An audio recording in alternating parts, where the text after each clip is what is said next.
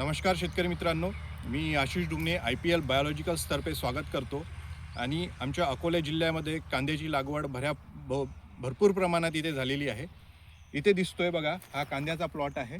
इथे रोपं यांनी लावलेली होती भाऊंनी, तर इथे साईज वगैरे आता होऊन राहिली आहेत. लागवड होऊन 75 दिवस यामध्ये झालेले आहेत. तर यामध्ये यांनी 05234 टाकत आहे ह्या प्लॉटला. सोबतच NPK कन्सोर्शिया या पाण्यामधून आपण जर या प्लॉटला जर दिला तर यामधून आपली साईज होण्यास आणि कीपिंग क्वालिटी होण्यास मदत होते.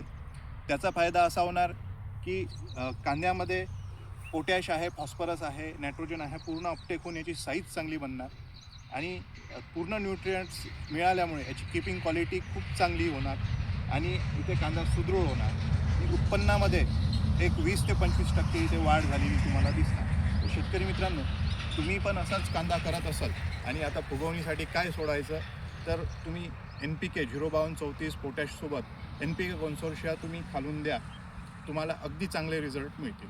जर तुम्ही IPL बायोलॉजिकलचा घेत असाल तर ग्रिफिन यल या नावाने मार्केटमध्ये उपलब्ध आहे, तर तुम्ही नक्की वापरून खात्री करा. धन्यवाद.